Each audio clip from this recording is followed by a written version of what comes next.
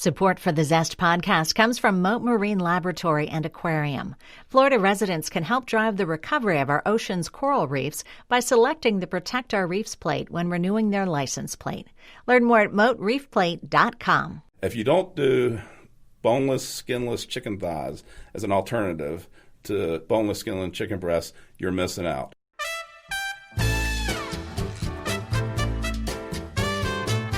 I'm Robin Sessingham, and this is The Zest. Citrus, seafood, Spanish flavor, and Southern charm. We're all about food in Florida.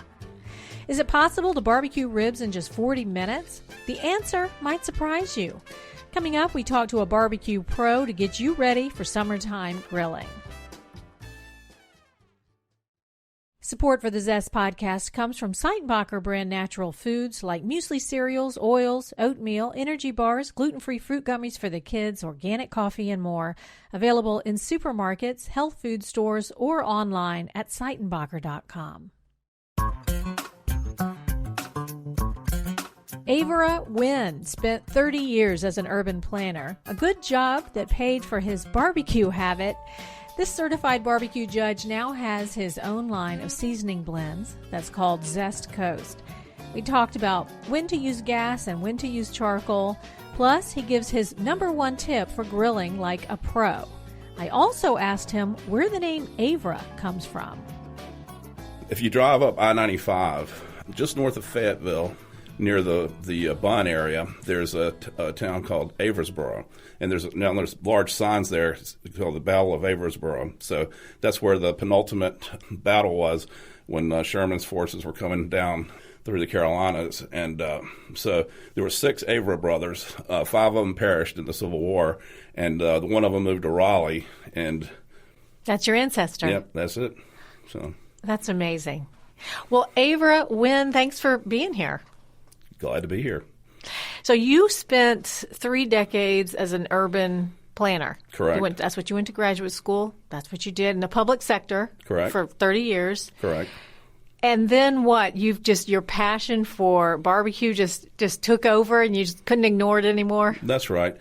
You have how many things to grill on at your house? How many apparati, I guess is the word. How many apparatuses do you have to grill on? Well, currently we probably have about 9. 3 That's a lot. It is a lot, but they all have a unique purpose.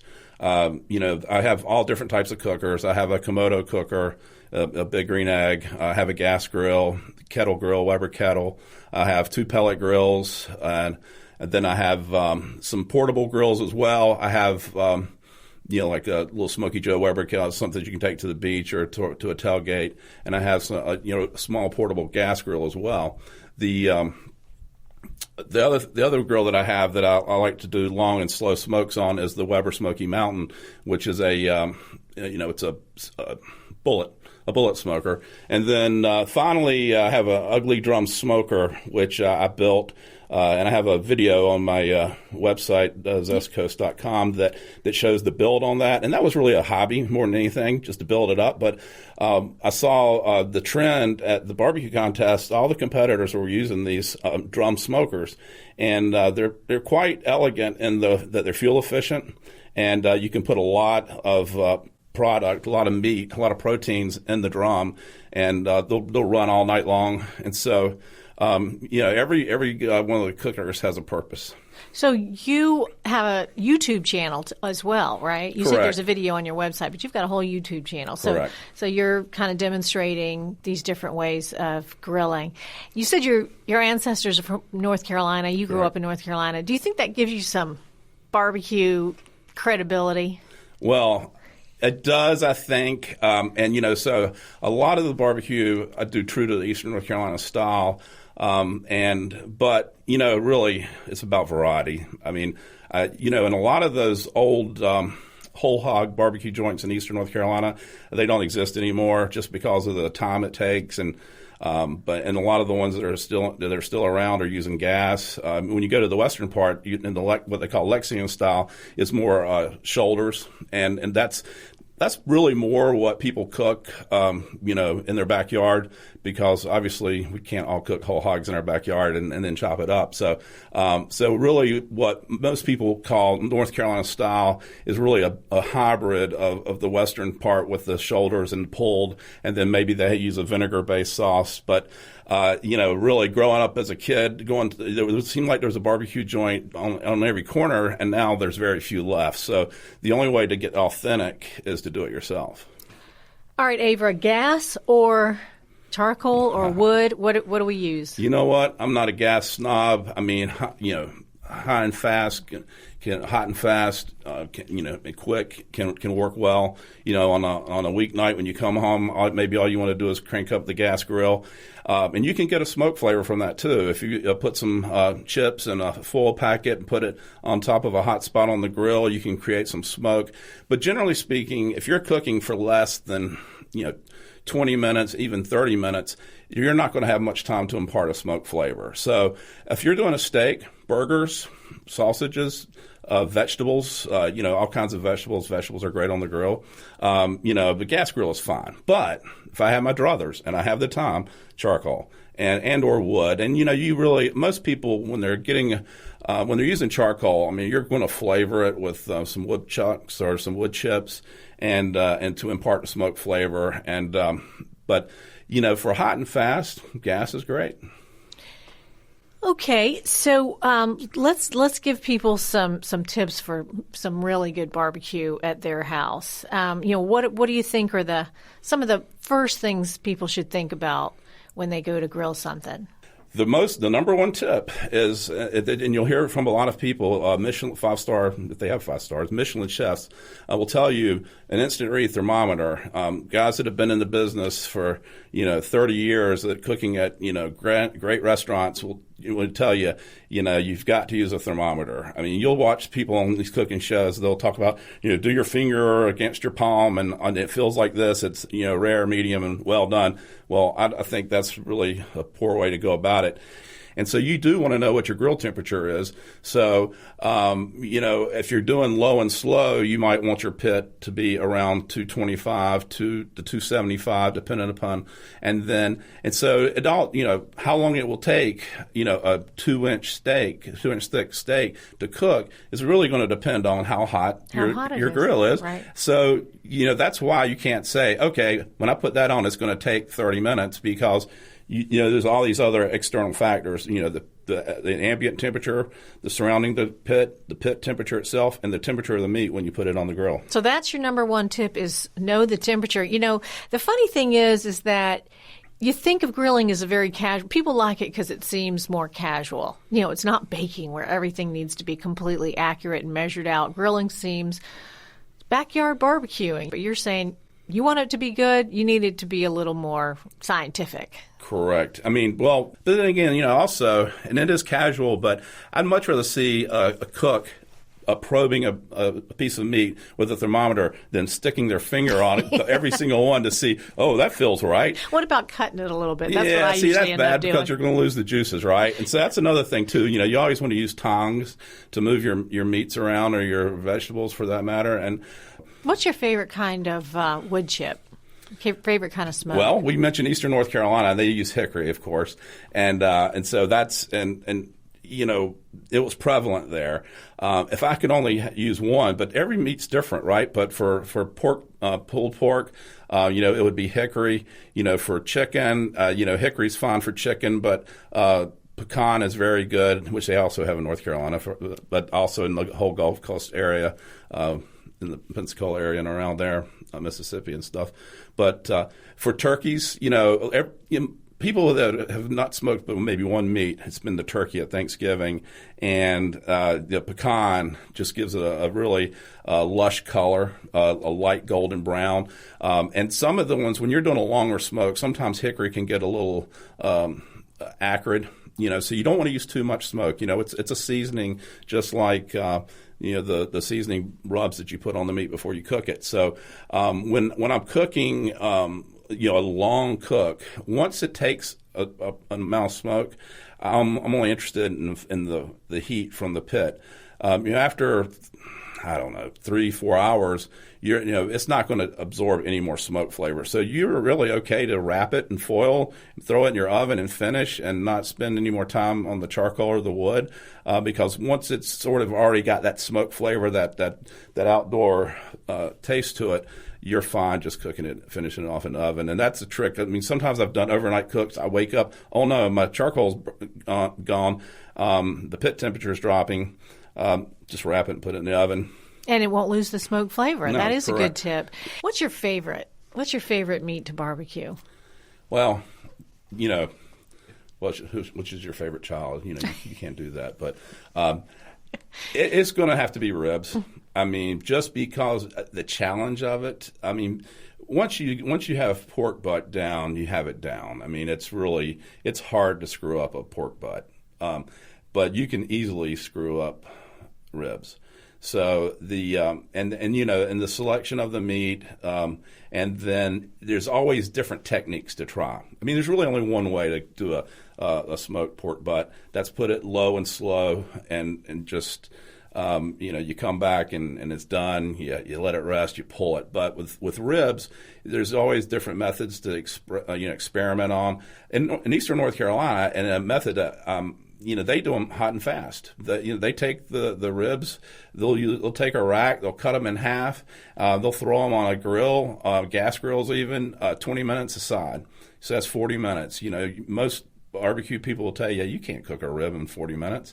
I actually have a video on my website that has, I've got all the different kinds of methods, but I've got a hot and fast method. And the cool thing about hot and fast is you can also do chicken wings alongside it.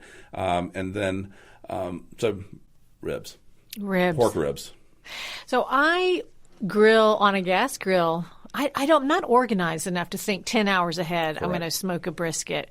I do, but I love a gas grill, and I take a thin chicken breast, boneless, skinless chicken breast, and I can have dinner in 20 minutes, and it tastes really good with some vegetables, and it's a good dinner. What seasoning? How would you grill a chicken breast? And what seasoning should I be using? Well, the nice thing about chicken breast is that it's sort of a clean palate, right? The chicken breasts don't have that much flavor on their own, so it's going to take on whatever you put on it. So the cool thing about chicken breasts is that you can do you feel like in a kind of a Latin flavor mood? You can use, you can mojo seasoning on it, and that type of thing.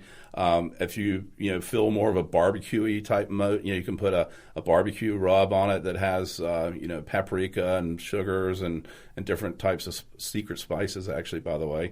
And then, or you could go savory. You can do rosemary, thyme, I don't want to sound like Simon and Garfunkel here, but parsley, sage, rosemary, and thyme. Those types of seasonings gives it just a completely different flavor than if you're using lemon pepper or mojo or just plain salt and pepper. So it's what you can suit your mood with what seasonings you want or what you're doing as sides, right? So you kind of pair it with the sides. If you're going mojo, you do black beans and rice with it. If you're doing savory, you might do a wild rice or a potato with peas or carrot, that type of thing. So you can really mix it up with the chicken breast. So if you can only have one go-to meat, although I have to stop you, chicken thighs. If you don't do boneless, skinless chicken thighs as an alternative to boneless, skinless chicken breasts, you're missing out. At all the barbecue contests, and they actually do bone in, and really bone in is the way to cook because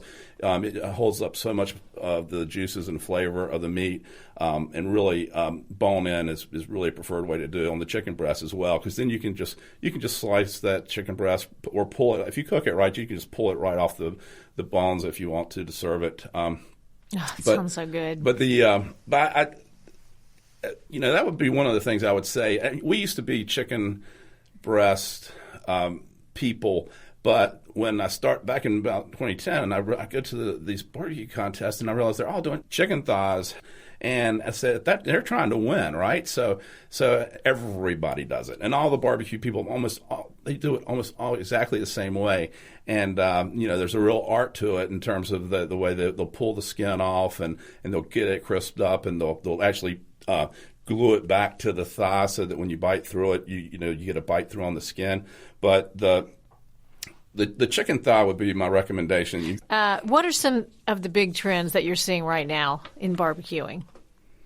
Well, the pellet grills are something that... Describe what that is. A pellet grill, they're based on the technology of old wood stoves, furnaces in the Northeast and the Northwest. And I think where they took the sawdust from sawmills and pelletized them, and then they would burn furnaces as a fuel source. So it was a way of reusing something that otherwise might be going to waste. And so somebody got the idea to use that as a cooking source. Mm-hmm. Now, you wouldn't want to use heating pellets because they have all kinds of stuff in them, but they have food-grade pellets now. And so you have a hopper that has pellets in it, and then it has an auger that takes the pellets and puts them in a firebox, heats it up, creates smoke and heat, and so that's a pellet grill.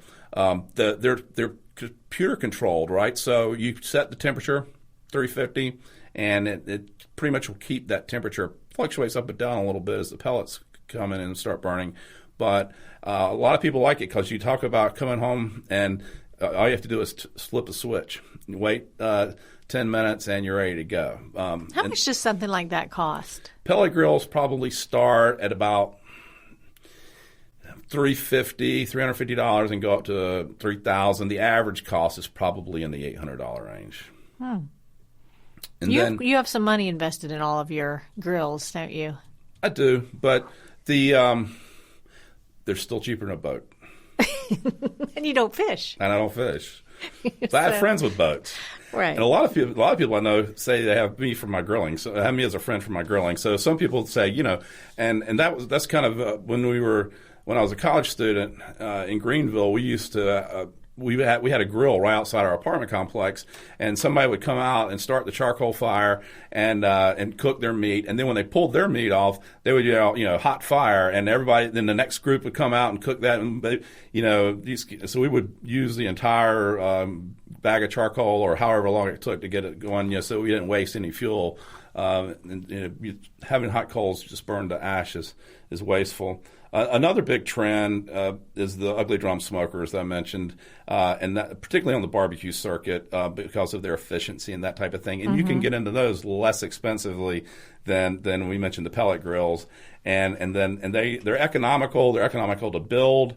You can purchase them, ready made, and that's not a bad way to go. But it's fun to build them, and there's lots of videos out there on YouTube to see how to build them. And another big trend, or a really big trend in barbecue these days, is the steak cook-offs. And there's a Steak Cook-Off Association, the SCA. That is probably the most rapidly growing association and event-type events in barbecuing. And the reason why the competitors like it is it's an in-and-out thing. You show up at 5 o'clock on a Friday. They have a meeting that people go back. They cook their steaks. They go to the judges. They know who won, and they're out of there in 3 hours. And so a lot of the mainstream barbecue contests, they happen on Saturday. And so the cooks are starting their cook later on Fridays. But before they start that, in the early evening on Friday, they'll do a steak cook-off. And steaks are quick to cook. So it's really cool. There's really probably a big resurgence in steak cooking as a competitive thing. But also, you asked what my favorite thing to cook was. It's long-term overall, it's pork ribs. However, right now it's steaks because of the technique, the reverse sear technique. And that's when you cook the steak low until you bring it up to a temperature to then sear it and then serve it. Seared at the end. Reverse sear, correct. Okay. So you sear it at the end. And the thing about that is that way you get a nice even temperature of the meat in the center, and you can get, and also it's a good way to, if you've got a finicky group, and let's say you're cooking 4 steaks and everybody likes theirs a little different, in terms of doneness, you can put them on a slow cook or an indirect source, and then as they get close to the temperature, or about say 15 degrees short, 5 to 15, depending of where your eater, your guest, your guest. Thank you. That's the word I was looking for. When you get too close to the temperature to where your guest would like their steak, you throw it on a hot flame on the gas grill, which they're great for doing that, or on the over the coals on your gas grill, and you get it to the perfect temperature. So it's a good way to control the doneness, as opposed to throwing them on all hot and then pulling them off, and then they're sitting there. And then the final tip on that, on the reverse sear, on any meat for that matter, is the rest period. So you're always going to want to pull your meats about 5 degrees before your target temperature is, and then while they're resting, which is a critical part of just about any meat, to allow the juices to reabsorb into the meat, so that when you cut into them, they don't run out. So you always want to pull your meats about 5 degrees temperature, and you can't really do that with your finger. You need a thermometer to do that. Right. And then just let it rest, and then it'll come up to temperature as it's resting. Right, that final 5 degrees. Excellent. So where can people find you, Avera? Thanks for asking. ZestCoast.com. Thanks so much for being here. Thank you for having me. Thanks for listening. We're on Facebook and Instagram at The Zest Podcast, and we'd love to hear from you. If you have comments or story ideas, send them to Robin, ROBIN, at thezestpodcast.com. I'm Robin Sessingham. Dalia Colon and I produce The Zest with help from Cheyenne Jaglal and Mark Hayes.